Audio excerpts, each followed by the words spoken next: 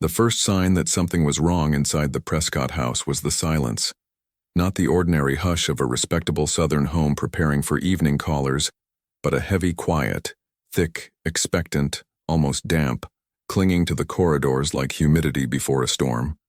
The year was 1859, and Mobile, Alabama vibrated with its usual mix of pride, gossip, and the scent of river wind rolling up from the docks.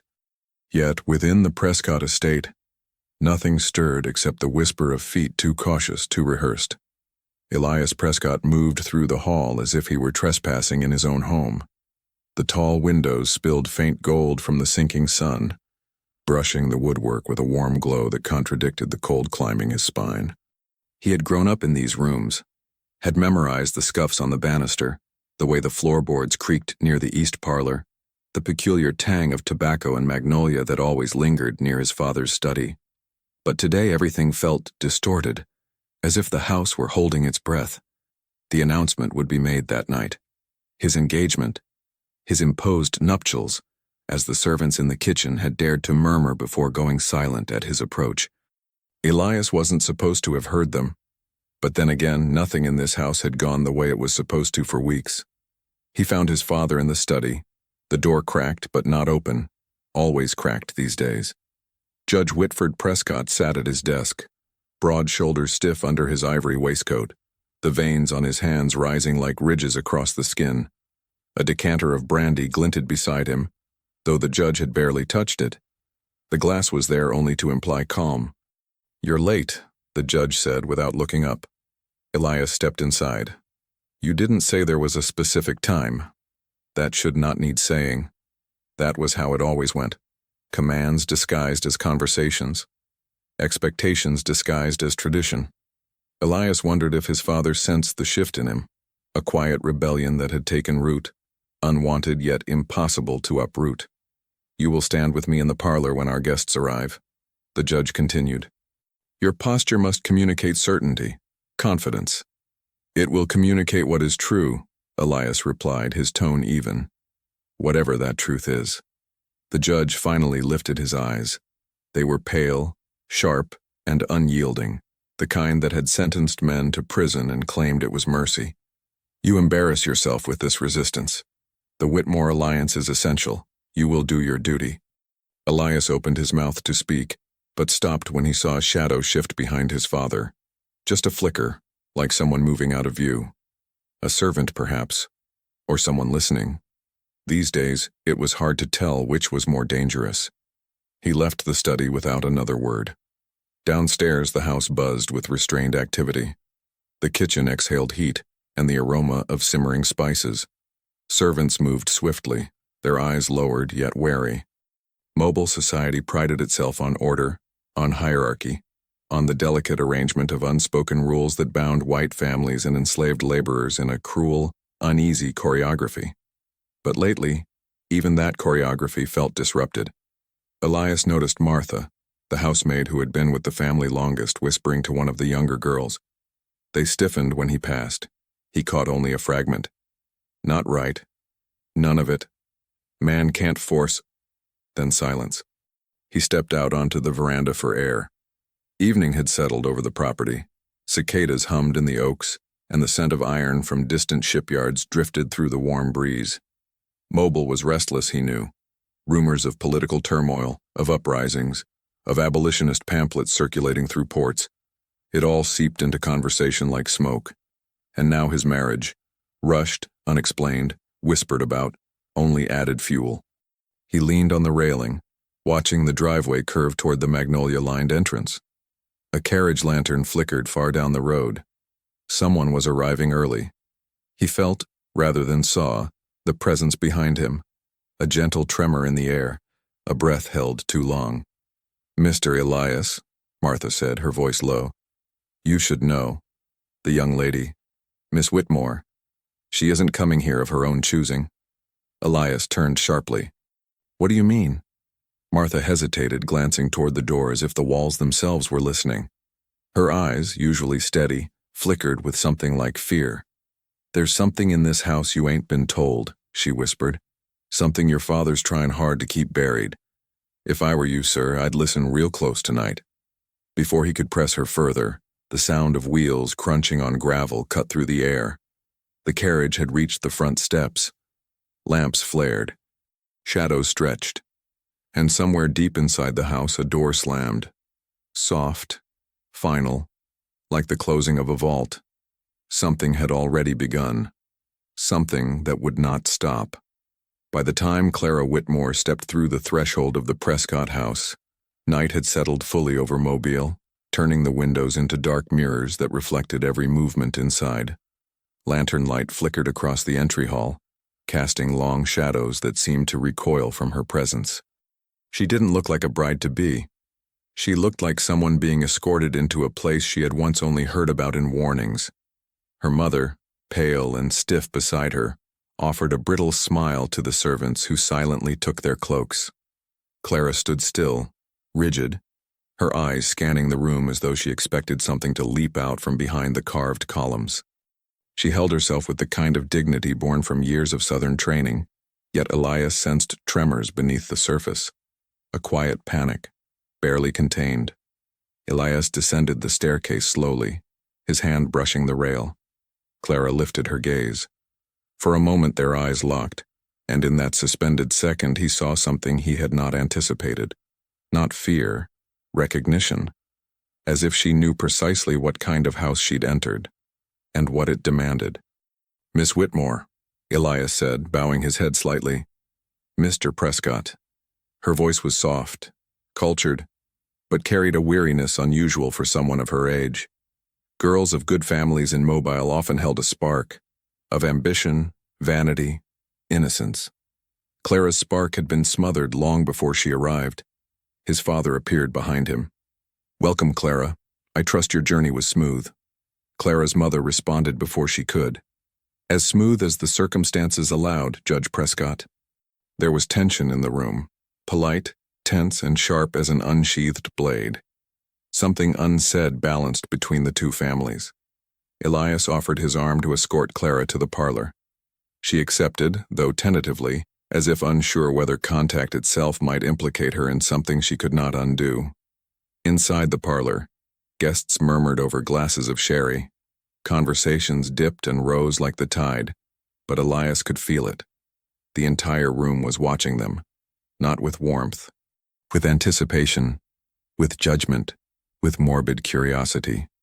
Mobile's elite thrived on spectacle, and the Whitmore-Prescott union had become the night's entertainment. Elias guided Clara toward a quieter corner, away from the table where businessmen and plantation owners hovered like vultures over tidbits of gossip.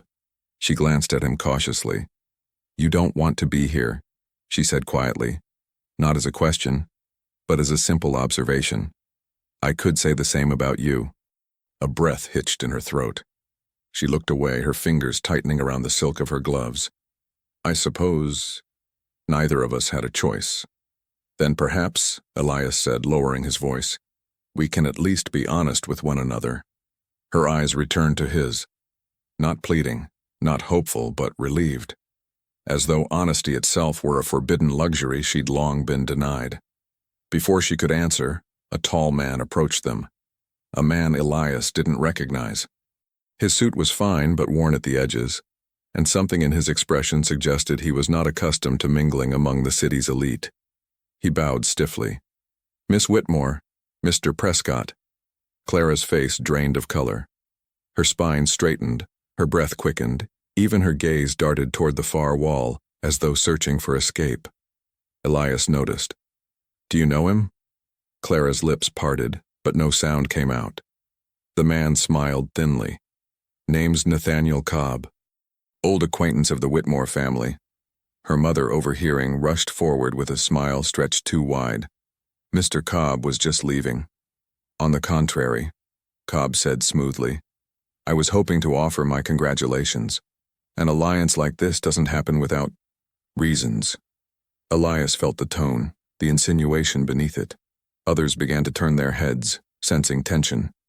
Cobb leaned closer, too close, and murmured to Clara, "He still doesn't know, does he?" Clara stepped back as though struck. Elias's pulse throbbed in his ears. "What exactly are you implying?" But Cobb only smiled, his teeth catching the light. Ask your father, Mr. Prescott. Ask why this wedding had to happen now, and why no one dares speak of the debt that made it necessary." Before Elias could react, Martha appeared at the parlor doors, her face tight. "Sir," she whispered urgently, "you're needed upstairs right away." Elias hesitated, torn between the cryptic stranger and the trembling young woman beside him. "Go," Clara murmured, her voice trembling. "You need to see whatever they're hiding." Her eyes lifted to his, haunted, pleading.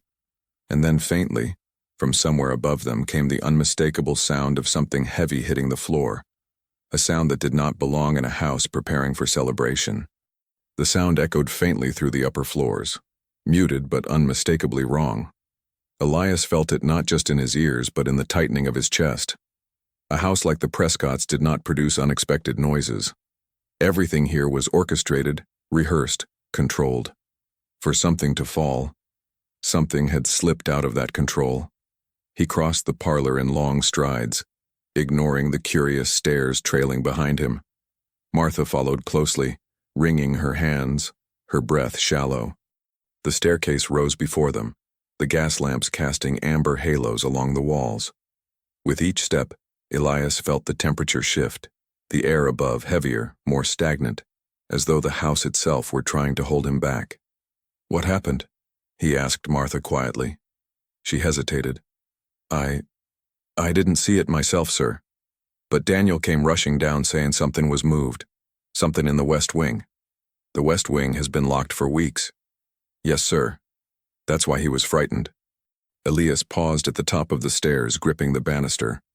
His father had shuttered the entire West Wing as soon as the wedding arrangements began, claiming renovations, though no carpenter had been summoned. Elias had tried twice to enter, only to find the doors bolted, the key missing. Now something inside had fallen.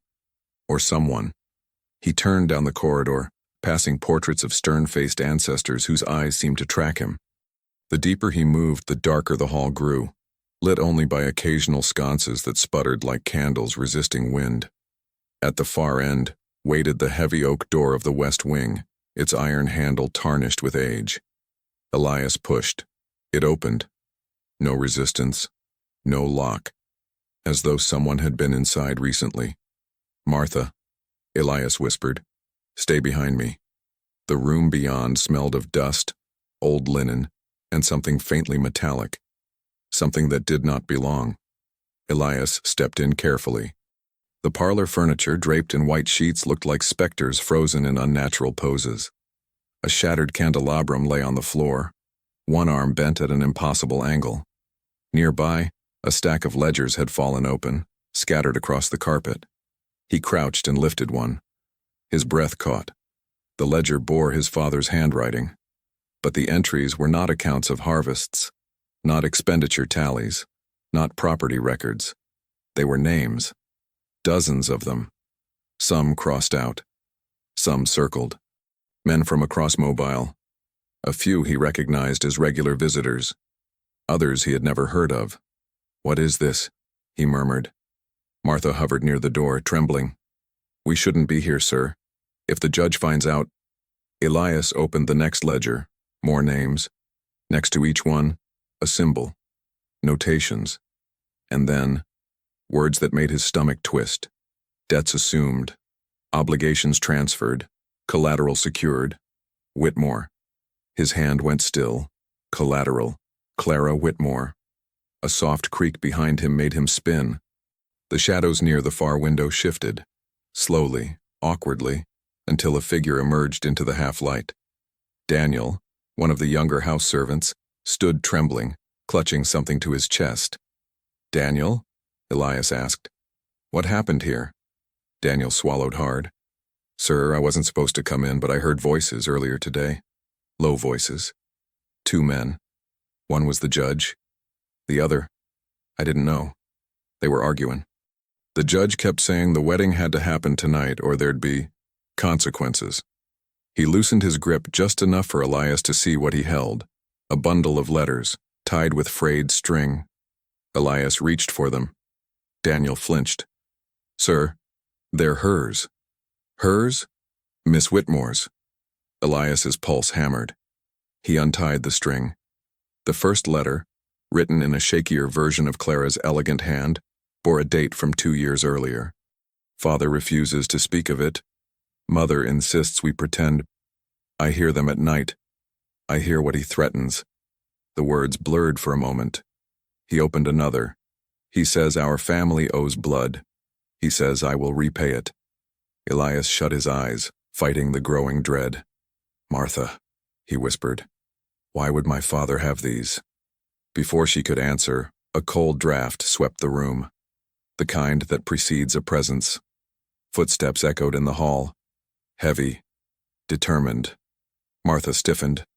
Sir, someone's comin'. Elias closed the ledger, shoving the letters into his coat. He motioned for Martha and Daniel to stay silent. The footsteps slowed outside the door, then stopped entirely.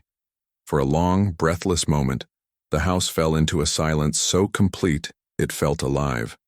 And then, in a low, measured voice, one Elias knew better than his own heartbeat, came the words, Elias, step out of that room. His father had found him.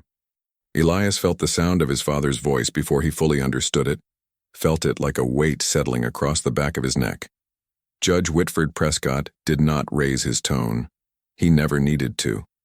Quiet authority had always been his sharpest weapon. Martha and Daniel shrank deeper into the shadows as Elias stepped toward the doorway, the letters hidden against his ribs like stolen heat.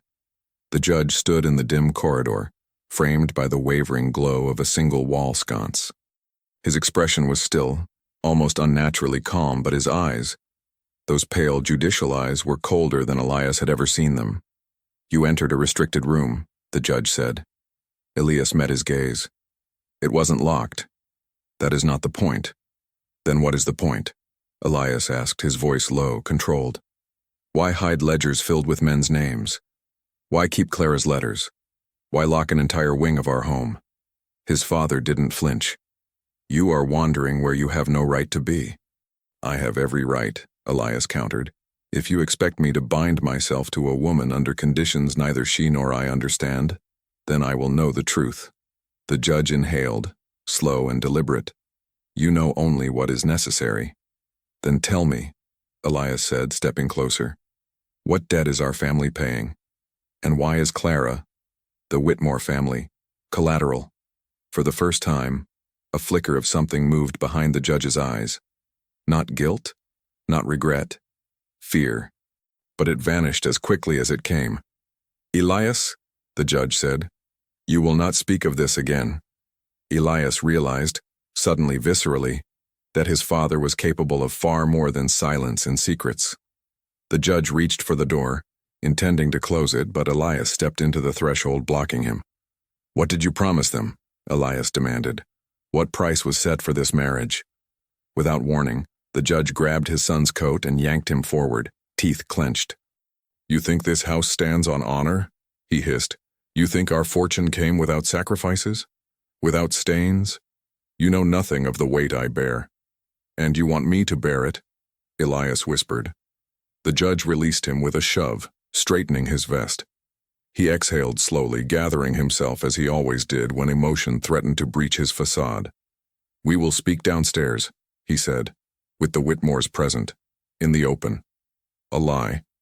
Elias felt it instantly. His father turned and strode down the hall, heavy steps receding until the corridor was silent once more. Elias let out a breath he hadn't realized he was holding. Martha and Daniel emerged from their hiding place, their faces pale. Sir, Martha said urgently, you need to see this. She guided him past the fallen candelabrum to the far corner of the room, where an old trunk sat half-pulled from the wall. Its lid was cracked open, dust clinging to its edges like frost. Inside were documents, birth records, land deeds, old correspondences sealed with an unfamiliar crest. Elias lifted the top page.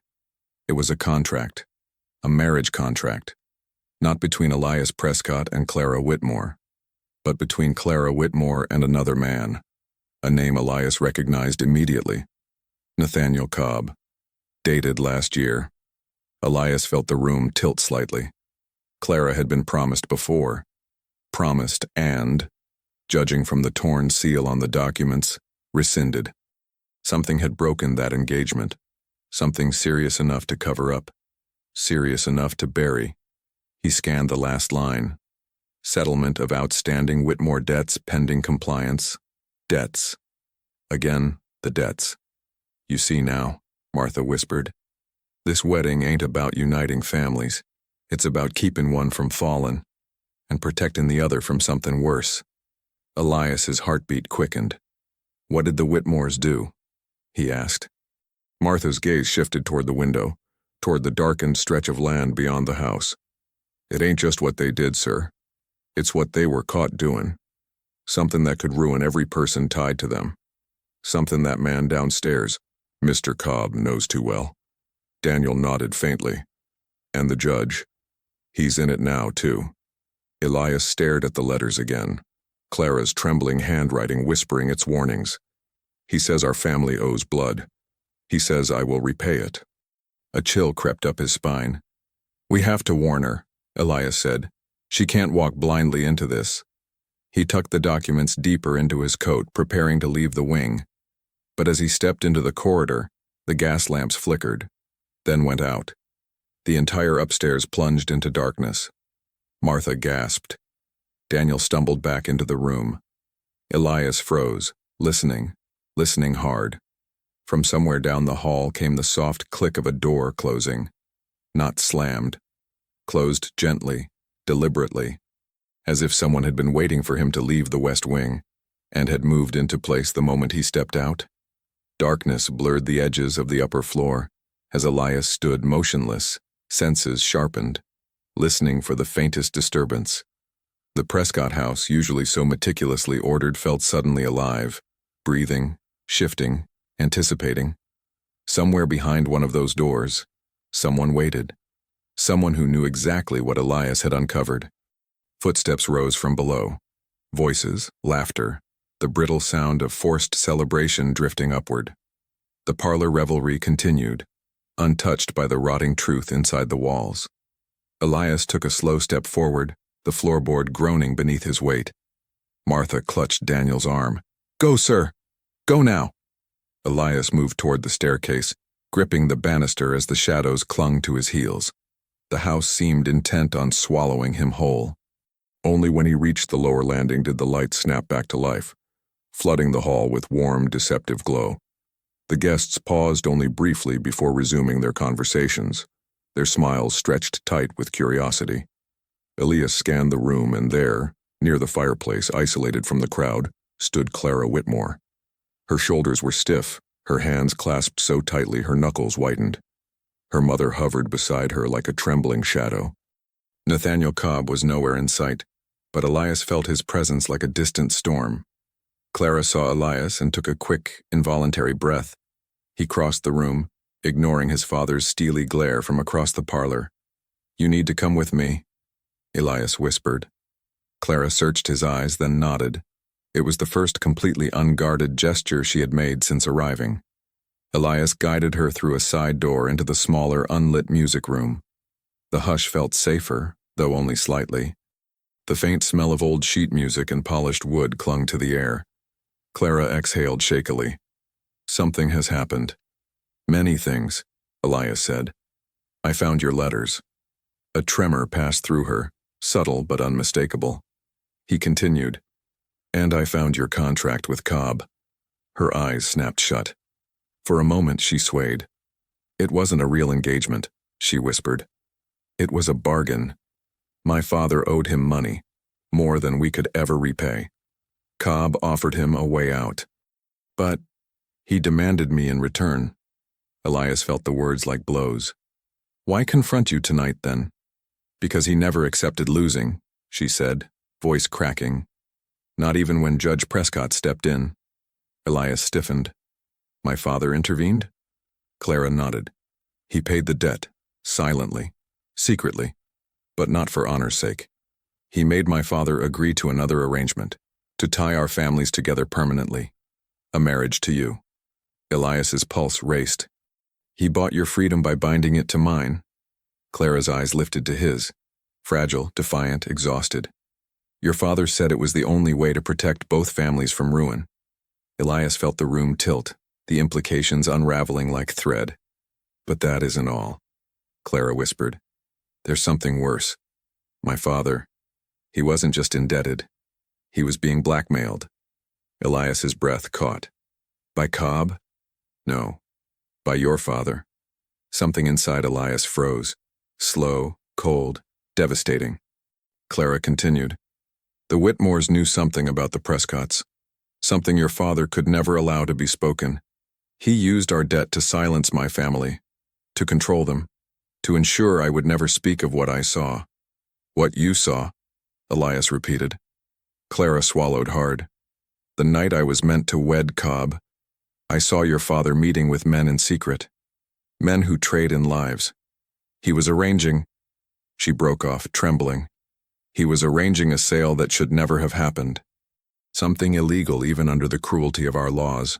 Something that would destroy him if revealed. Elias felt the world constrict around him. And he forced this marriage to keep you quiet. Clara nodded, tears catching the faint lamplight. Cobb wanted me for himself. Your father wanted me silenced. My parents wanted survival. I had no voice in any of it. Elias stepped back, the truth striking him like a sudden winter. The Prescotts were not protectors. They were architects of corruption. We're leaving, Elias said. Tonight. Clara blinked, startled. We can't. We can, he repeated. You won't be tied to this house, not to my father, not to his secrets.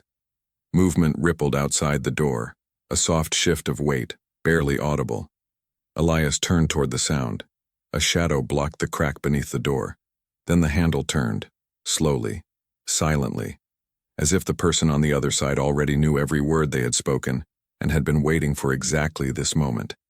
If this story sent chills down your spine and you want more hidden narratives from America's past, leave your comment, subscribe to the channel, share the video, and hit the like button. Your support helps bring to light stories many tried to bury.